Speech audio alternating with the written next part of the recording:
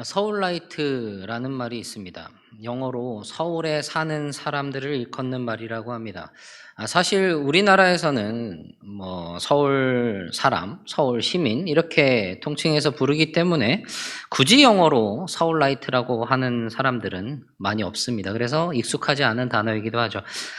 그렇지만 이 영어로 서울에 사는 사람을 서울라이트라고 부른다고 해요. 프랑스어로는 세울리트라고 한다고 합니다. 개인적으로는 서울라이트보다는 세울리트가 좀 더 세련되어 보입니다. 이와 같이 어느 특정 지역에 거주하는 사람들을 지칭하는 표현이 있어요. 이를테면 뉴욕에 사는 사람을 뉴요커라고 부르고요. 파리에 사는 사람을 파리지앵이라고 부르죠. 그럼 우리는 김포지앵이라고 할 수 있을까요? 그런데 어느 특정 지역에 거주하고 있다고 해서 다 시민은 아닙니다. 좁은 의미의 이 시민이 행정구역상으로 이 시나 시가지 그 지역에 거주하는 사람들을 말하는데, 그래서 군민, 은민, 면민 이렇게까지도 이야기를 하기도 합니다. 그런데 이 넓은 의미로는 이 정치적이고 사회적인 그런 의미에서 시나 이 시가지 지역을 훨씬 넘어서 이 국가 구성원으로서 국가의 공동 소유자이면서 그에 따른 권리와 동시에 의무를 가지는 사람들을 시민이라고 부른다고 하는 것이죠.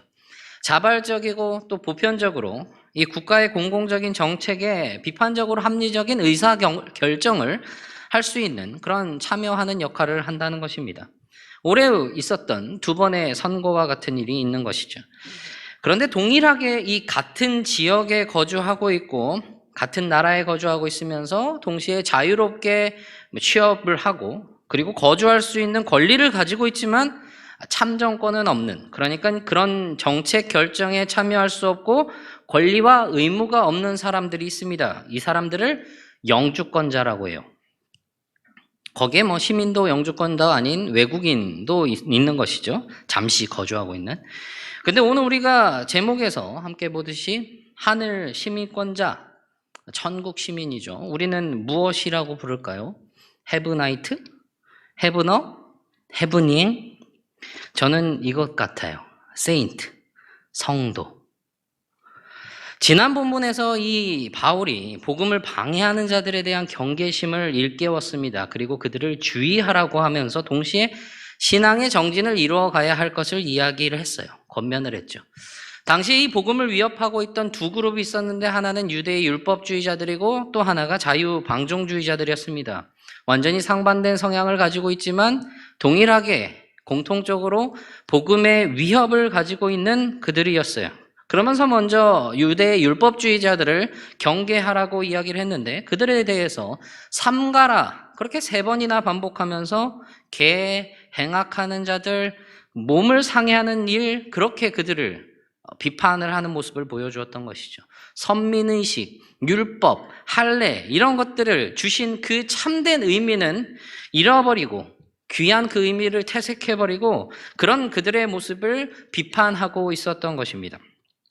그러면서 바울 자신의 그 과거의 모습들, 그 자랑할 것 많은 과거, 혈통, 지식, 종교적인 유산들, 율법에 대한 열정들, 그것을 지키려는 열심, 그런 유익하던 일들을 다 해로 여기겠다고, 그리고 그리스도의 복음을 위해서 끝까지 계속 달려가겠다고 이야기를 합니다. 아직 이미 얻은 것도 온전히 이룬 것도 아니라고 말하는 것이죠. 그렇기 때문에 표대를 향하여 끊임없이 계속해서 달려가는 자신의 모습을 이야기했던 바울이었습니다. 오늘 본문에서는 바울이 그 복음을 위협하는 2번째 그룹에 대해서 그에 대한 경계와 더불어서 또다시 신앙의 정진을 이루어 나갈 것을 권면을 하고 있습니다. 또 다른 한 그룹 자유방종주의자들이에요. 이들이 누구냐면 이 그리스도께서 주신 영적인 자유를 잘못 이해하고 있는 사람들이 있었어요. 그래서 영지주의에 대한 영향으로 인해서 그 영육 이원론적인 사상을 가지고 있어서 영적인 것은 무조건 선하고 육적인 것은 원래 본질적으로 악하기 때문에 아무런 소용이 없다라고 생각을 해서 그래서 그리스도께서 주신 그 영적인 자유를 방종의 의미로 이해를 했습니다. 오해를 한 것이죠.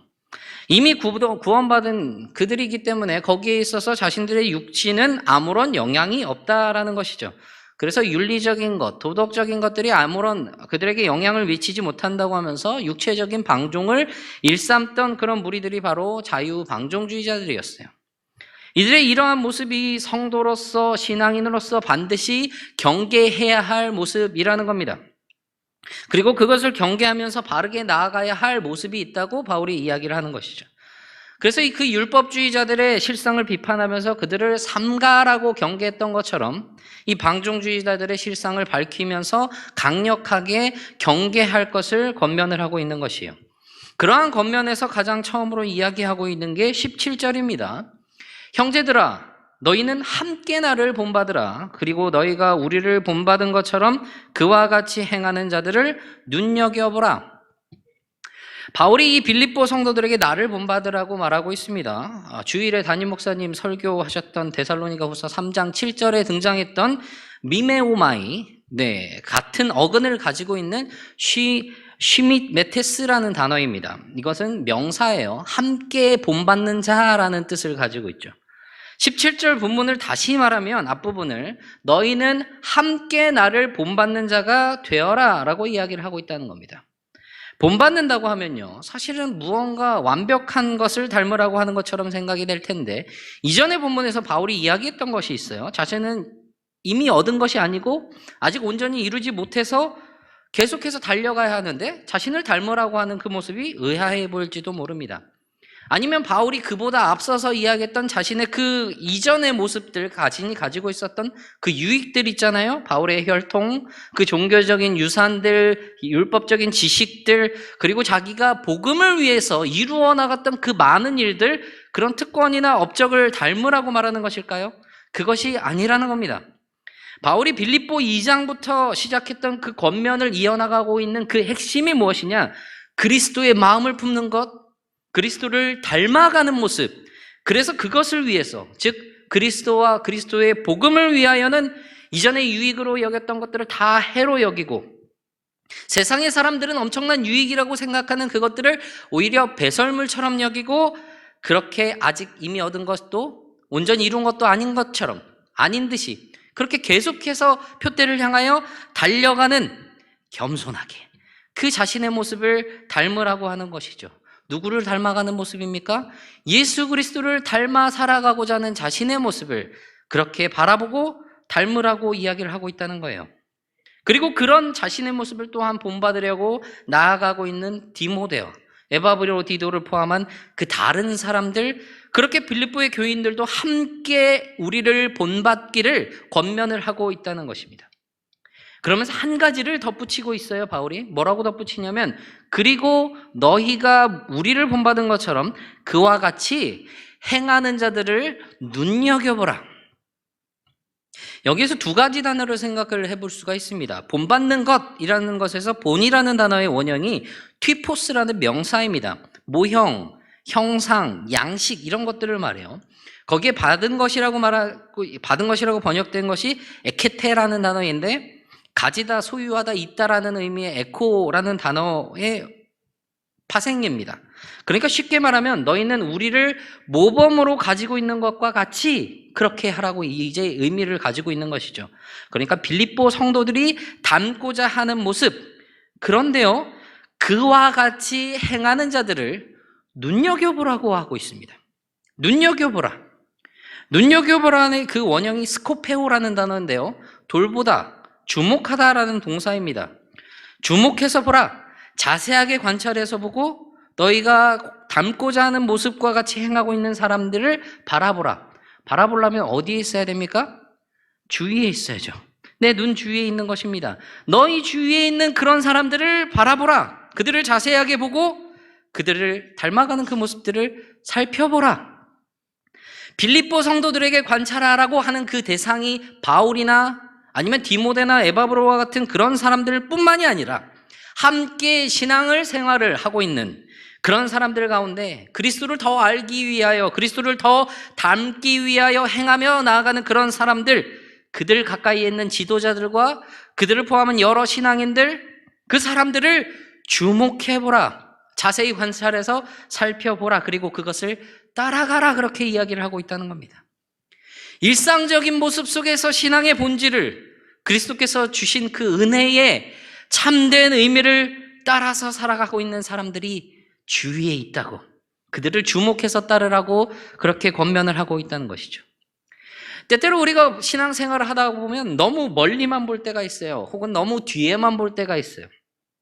책에서만 봤던 그런 신앙의 선조들, 외국의 어떤 유명한 신앙의 그런 선배들, 신문이나 온라인 매체들을 통해서 보고 들은 국내 어딘가에 계신 그런 신앙 깊은 분들, 그럼 그들을 볼 때만, 그들의 모습을 볼 때면 와, 닮아가야 하는 모습, 대단한 모습이라고 생각할 때가 있습니다. 그런데요, 그런 모습이 멀리만 있지 않다는 거예요. 우리 주변을 돌아보면 어려운 중에서도 어려움으로 여기지 않고 다른 이들을 돌아보시는 분들, 나보다 남을 낮게 여기면서 겸손하게 섬기시는 그런 분들, 그렇게 주님을 닮아 살아가는 분들이 바로 옆에 계신 겁니다. 그리고 그런 성도들과 이 공동체가 함께 본받아 살아가는 것, 함께 주님을 닮아가는 것, 그것을 권면하고 있다는 거예요. 교회 안에서, 일상생활 속에서 신앙의 본질을 추구하면서 그것에 따라 살아가는 그런 모습들, 그런 모습을 가진 사람이 주위에 있음을, 그곳에서 바울이 가르쳤던 그 가르침들, 성경의 말씀의 그 가르침들의 증거들이 있음을 우리는 찾아볼 수 있다는 겁니다. 그리고 이어지는 그 본문에서 바울은 이 본받으라고 닮으라고 하는 그 권면의 이유를 설명을 해요. 개역개정에서는 번역을 하고 있지 않지만 원어에서는 왜냐하면이라는 접속사가 들어있습니다. 그러니까 그 이유를 알려주고 있는 것이죠.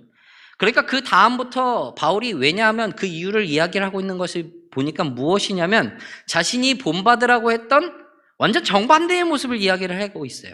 반대가 되는 그 예들을 제시를 하고 있습니다. 그러니까 빌립보 이곳에는 바울이 가르치고 그리고 그가 따르던 그 모범과 반대로 행하는 사람들이 있었다는 겁니다. 단순히 반대로 행하기만 해도 굉장히 문제가 될 수가 있는 일인데, 반대로 행하기만 하는 것이 아니라 그런 잘못된 교리와 가르침들, 그리고 그들의 따른 그 잘못된 행동들을 가르쳤다는 거예요. 그래서 바울은 그것이 비판하면서 분명하게 거부하면서 그것을 피해야 한다라고 이제 이야기를 하고 있다는 것이죠.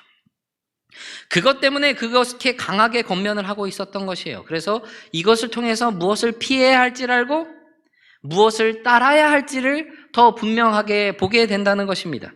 그럼 그 사람들이 과연 어떤 사람들이냐? 바로 십자가의, 그리스도의 십자가의 원수로 행하는 사람들이라고 이야기를 하고 있어요. 그런데 바울이 이렇게 얘기를 한 것이 한두 번 말한 게 아닌 것 같아요. 18절 앞부분에 보면 여러 번 말했다라고 이야기를 합니다. 여러 번 말했대요. 과거에도 수차례 이들을 대하여 경계하는 그런 말들을 한 적이 있다는 것이죠.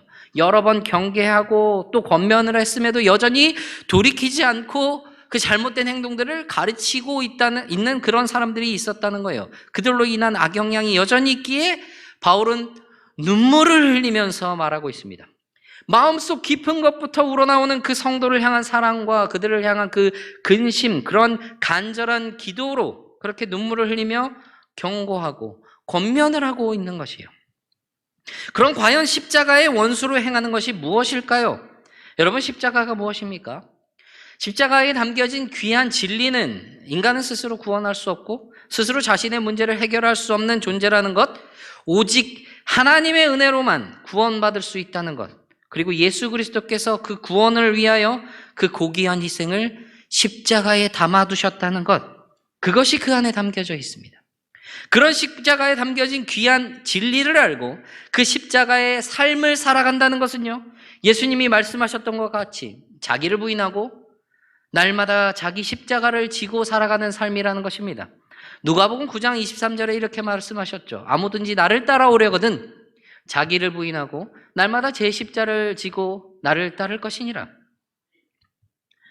빌립보서 2장 6절에서 9절에서도 바울은 그리스도의 마음을 품으라고 그렇게 이야기했던 것이 바로 이 십자가 안에 담겨져 있다는 것이에요. 앞선 지난 본문들 속에서 율법이라는 그 틀에 갇혀서 자신들이 마치 그 의를 얻어내는 것처럼 그렇게 살아가는, 그래서 그리스도의 대속의 은혜와 그것을 주시는 하나님의 그 값없는 사랑을 퇴색시키는, 꺼려하는 사람들이었습니다.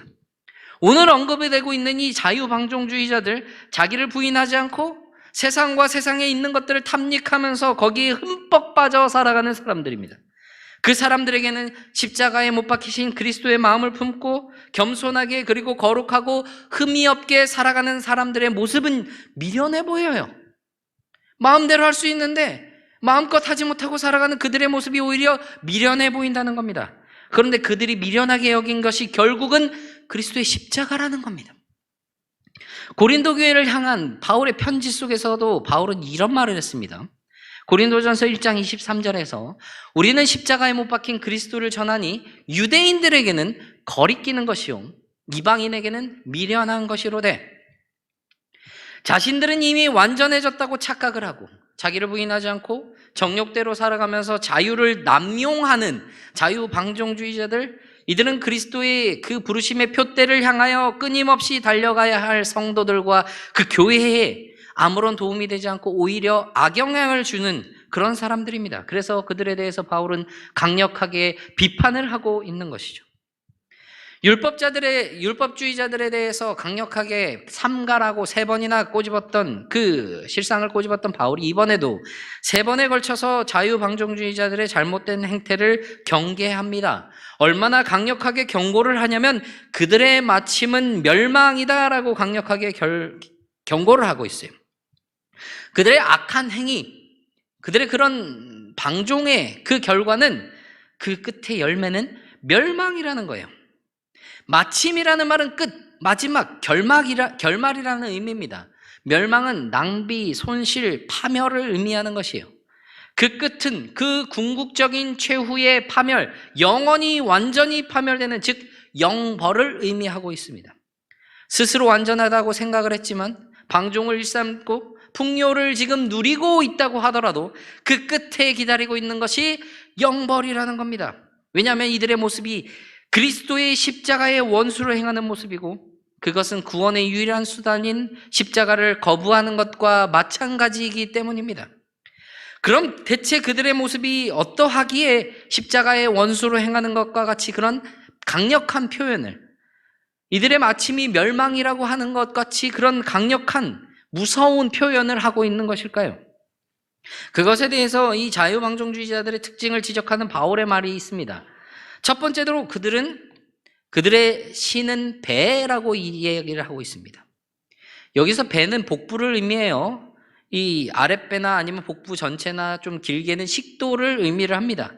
상징적인 의미로는 미각의 쾌락이나 그런 식욕의 그런 육체적인 욕망을 이야기를 하고 있어요. 그러니까 인간의 육체적인 욕망을 통칭을 하고 있다는 것이죠. 그러니까 그들의 신을 배로 여기고 있다는 말은 하나님보다 자신들의 육체적인 욕망을 더 추구한다는 겁니다. 욕망을 우상으로 삼아버렸다는 거예요. 자신들의 욕망을 그 만족시키는 것을 가장 높은 가치로 여기고 있다는 겁니다. 그 외에는 어떤 필요도 어떤 권위도 인정하지 않겠다는 것이죠. 바울이 추구하고 있던 것은 완전히 반대입니다. 바울은 자신이 전혀 완전하지도 않고 그래서 이미 얻은 것도 아니고 온전히 이룬 것도 아니라고 그래서 계속해서 달려간다고 말했습니다. 그가 달려가는 그 방향이 그 표대가 결코 육체적인 욕망은 아니었습니다. 두 번째로 바울은 그들의 그 영광은 그들의 부끄러움에 있다라고 말하고 있습니다. 그러니까 자신들의 부끄러움을 자신들의 영광으로 삼았다는 것이죠. 자신들의 수치를 영광으로 삼는다는 말이 조금 무슨 말인가 싶습니다. 부끄러움이란 말이 무슨 말이냐면 자유방종주의자들의 그 육체적인 방종, 성적인 욕망과도 같은 그런 수치스럽고 불명예스러운 일들을 저지르는 것을 의미합니다. 마땅히 부끄러워해야 할, 마땅히 수치스러워야 할 그런 행동들을 하고 있다는 거예요. 그런데 오히려 그것을 자랑스러워하고 있다는 것이죠. 자신들의 자랑거리로 삼았다는 거예요. 신앙적 가치관뿐만이 아니라 세상의 건강한 도덕적 가치관으로도 그런 수치스러운 자신들의 행동들을 오히려 영광으로 여길 만큼 완전히 왜곡된 가치관을 가지고 있었다는 것이죠. 그들이 자랑스럽게 그들의 부도덕한 수치스러운 행위들을 내세우지만 그것은 하나님 앞에서 부끄러운 일이라는 겁니다. 이것 또한 바울과 정반대였어요. 바울은 그리스도의 십자가 외에 자랑할 것이 없다고 말했습니다. 갈라디아서 6장 14절에서 그러나 내게는 우리 주 예수 그리스도의 십자가 외에 결코 자랑할 것이 없으니 그리스도로 말미암아 세상이 나를 대하여 십자가에 못 박히고 내가 또한 세상을 대하여 그러하니라. 십자가 외에 자랑할 것이 결코 없다고 했습니다. 자유방종주의자들이 이 세상에 자신들의 그 방종을, 자유를 마음껏 누리는 그런 모습처럼 보이는 것을 그렇게 자랑했던 것, 바울은 그것에 대해서 세상에 대해서 못 박혔다고 그렇게 이야기를 하고 있다는 것이죠. 그래서 십자가만 자랑할 것이라고 이야기를 했습니다. 빌립보서 3장에서도 그리스도 예수로 자랑하는 자신에 있어서 말한 바가 있습니다. 그리스도만 자랑하는 그를 말이죠. 세 번째로 바울이 이야기를 하는 것이 그들의 땅의 일을 생각하는 자라고 이야기를 하고 있습니다. 땅, 하늘과 반대되는 의미입니다. 지상의 일들을, 세상의 일들만 생각한다는 것이죠.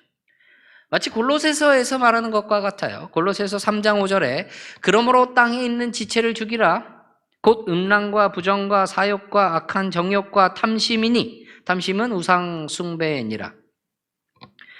자유방종주의자들은 음란과 부정과 사욕과 악한 정욕과 탐심을 따라 살아가는 사람들이라는 것입니다. 거기에 마음을 두고 끊임없이 생각하는 그런 사람들이라는 것이죠. 그리고 그것이 잘못된 것을 아예 생각조차 하지 않는 그런 사람들이라는 거예요. 그런데 바울은 3장 14절에서 표대를 향하여 달려가는 자신에 대해서 말한 것처럼 위에서, 즉 하늘에서 부르심, 그 부름의 상에 그의 시선이 맞추어져 있다는 거예요. 완전히 대조적인 삶을 그렇게 이야기를 하고 있습니다. 닮아야 할 모습, 피해야 할 모습을 분명하게 그렇게 이야기를 하고 있어요. 그렇게 묘사를 하고 있는 것이죠. 바울 왜 이렇게 대조적인 삶을 묘사를 하고 있을까요? 여러 번 이야기를 하면서 눈물을 흘릴 정도로 그렇게 꼭 경고를 해야 할 그 말이라는 겁니다. 왜 그렇게까지 경고를 해야 했을까? 함께 본받는 자가 되라고 하면서 그 본받아야 할 것에 이끌러 살아가면서 동시에 절대 따르지 말아야 할, 밀어내야 할, 피해야 할 것들이 있어야 한다는 겁니다. 그러면 대체 왜 그래야 하느냐? 여기에 핵심이 있는 겁니다. 20절 말씀입니다. 그러나 우리의 시민권은 하늘에 있는지라 거기로부터 구원하는 자 곧 주 예수 그리스도를 기다리노니 육체적인 욕망을 그들의 우상으로 삼고 육체적인 방종을, 그 수치스럽고 부끄러운 것을 오히려 영광으로 삼는 자들, 땅의 일을 생각하는 자들, 그들과 다르게 우리는 하늘 시민이라는 겁니다. 우리의 시민권은 하늘에 있다고 그렇게 말하는 것이죠. 바울이 빌립보에 살고 있는 이 빌립보 성도들에게 이 시민권이라는 이야기를 한 것은 매우 그들에게 실감나고 공감 가는 표현이에요. 빌립보는 이 로마 옥타비아누스가 악티움 전쟁의 승리 이후에 이 퇴역한 군인들을 이 빌립보에 정착을 시켰습니다. 그리고 그 전쟁에 대한 공로를 인정해서 이 빌립보 시민들에게 로마 시민권을 주었어요. 그래서 이 빌립보의 많은 거주자들은요, 로마 시민권자들이 되어서 로마인으로서의 특권을 누릴 수 있었던 것이죠. 로마의 축소판, 작은 로마라고 불리던 이 빌립보에 이런 표현을 한 겁니다. 시민권이라고. 시민권이라는 단어가 폴리튜마라는 단어인데 이것을 정확하게 말하면 연방, 국가라는 의미입니다. 주로 외국인이나 퇴역한 그 군인들을 재배치한 그 거주지들을 가리키는 말로 사용이 되었던 것이죠. 식민지들을 포함해서 이야기를 했던 것입니다. 아주 빌립보와 완전 딱 맞는 단어인 것이에요. 바울이 빌립보 교회에게 폴리튜마라는 말을 사용함으로써 그들이 잘 이해하도록 한 겁니다. 무엇을요? 아직 실제로 임하지는 않았지만 미래에 그리스도께서 정의와 공의로 다스리실 그 완전한 나라, 그래서 교회는 하늘의 식민지, 폴리튜마이며 성도들은 하늘의 시민권자, 완전한 시민권, 폴리튜마를 가지고 있다는 것, 그것을 이야기를 하고 있다는 겁니다. 동시에 이 폴리튜마는 시민으로 살다, 시민으로 생활하다라는 폴리튜오라는 동사에서 유래합니다. 그래서 시민의 권리라는 의미를 가지고 있기도 해요. 즉 로마의 시민권을 가지고 로마의 식민지에 사는 사람들이 로마인이 누리는 그 권리를 누리고 그곳에서의 로마의 풍속과 관습과 문화를 확산시키며 살아가듯이 하늘의 시민권을 가지고 살아가는 하늘 식민지에 살고 있는 성도들은 성도로서 그 시민권자로서 특권을 누리고 하늘 시민으로서 살아가야 한다는 것입니다. 동시에 바울은 우리의 시민권이 하늘에 있다라는 말을 통해서 비록 우리의 육신은 이 땅에 머무르고 있지만 실제적인 우리의 시민권은, 우리의 소속은 하늘에 있는, 우리는 나그네다라는 것을 이야기를 하고 있다는 것입니다. 그리스도께서 다스리시는 그 영광스러운 하늘 본국에 곧 가게 될 것이고 그곳에서 우리의 유업을 누리게 될 것이라는 것이죠. 그러면 우리가 이 하늘나라의 시민들이 궁극적으로 따라야 할 것이 무엇인가? 어떤 법과 도덕의 기준으로 살아가야 하느냐? 이 땅의 도덕적 기준이냐? 하나님 나라의 성결한 법이냐? 분명하게 보여주고 있는 것입니다. 우리가 하나님 나라의 시민으로서 그 거룩한 삶을, 성결한 법을 따라 살아가야 함을 분명하게 이야기를 하고 있다는 것이죠. 수치스러운 일들을 오히려 자랑스럽게 행하고 땅의 일들만 생각하며 살아가는 그 자유방종주의자들의 마침은 멸망이라고 했습니다. 그러나 바울이 분명하게 이야기하는 것, 우리가 분명히 알아야 하는 것, 그럼 바울이 이야기하는 것이 행위의 결과에 따라서 이루어지는 것이냐, 그것을 말하는 것이 아니라는 거예요. 오히려 반대라는 겁니다. 그것을 보여주는 바울의 말이 있어요. 시민권이 하늘에 있다고 하고 무엇을 말합니까? 거기로부터 구원하는 자, 곧 주 예수 그리스도를 기다린다라고 말하고 있습니다. 하늘 시민권자로서 살아가는 그 모습으로 그리스도께서 다시 오실 것을 기다리며 주를 기다리는 자들에게 그 영광을 주실 것을 소망하고 살아간다는 거예요. 이 땅을 바라보며 이 땅의 것을 누리며 살아가기를 계속해서 방종을 보여주고 살아가는 그 방종주의자들과 다르게 주님께서 다시 오실 그 영광스러운 그때를 기다리며 살아가는 그 모습이 바로 하늘 시민권자라는 겁니다. 우리의 이 낮은 몸들을 자기 영광의 몸과 같이 변하게 하실 것, 자유방종주의자들이 주장하고 생각했던 것 같이 육체는 본질적으로 악하고 아무 소용이 없는 것이 결코 아니라는 것입니다. 비록 죄의 영향으로 인해서 여전히 연약하고 무너지고 죽음에 이르러 가고 있지만, 그런 낮은 몸이지만 주님께서 오실 그때에 주님의 영광스러운 몸의 형체와 같이 우리를 변화시킬 것이다라는 것을 말입니다. 그렇게 이 바울은 성도들에게 성도의 몸은 하나님의 거룩한 전, 성전이다라고 그렇게 가르쳤던 것이죠. 하늘 시민권자가, 성도가 신앙에 증진시켜 나가는 그 삶 속에 우리의 삶에서 성결 또한 분명히 따라가야 함을 이야기를 하고 있다는 것이에요. 그것이 주님을 닮아 살아가는 모습이라는 겁니다. 아직 오지 않아 기다리고 있지만 우리는 이미 하늘 시민권자입니다. 현재이며 계속해서 이어지는 우리의 소속 그리고 우리의 정체성입니다. 영주권자로 살아가시겠습니까? 이 땅의 기준에 따라 살아가는 그 모습. 우리 교회 성도님들이야 뭐 육체적인 욕망이나 방종으로 살아가겠습니까만, 그러나 이 땅의 기준과 타협하는 우리의 모습, 이 예배와 다른 시간들을 비교하며 타협하고 우리가 해야 할 분명한 사명들을 여러 가지 세상적인 기준에서 합당해 보이는 핑계들로 타협하는 모습, 일상 속에서 하나님과의 그 친밀한 교제의 시간들, 함께 본받는 사람들과의 은혜의 나눔의 시간들 타협하고 흘려 떠나보내는 것, 시민권자의 모습 결코 말하기가 어려울 것입니다. 우리 영주권자가 아니라 하늘 시민권자로 살아가는 사람들이 되기를 바랍니다. 우리의 삶의 성결함으로 그리스도를 더욱 닮아가며 끊임없이 표대를 향하여 달려가는 가운데 그리스도께서 오실 그때를 날마다 그렇게 기다리는 우리가 되기를 간절히 바랍니다. 그래서 그때에 우리에게 주실 그 영광을 바라보며 지금 우리에게 주신 그 하늘 시민, 그것의 삶에 충실하게 살아가시는 저와 모든 성도님들이 되기를 간절히 바랍니다.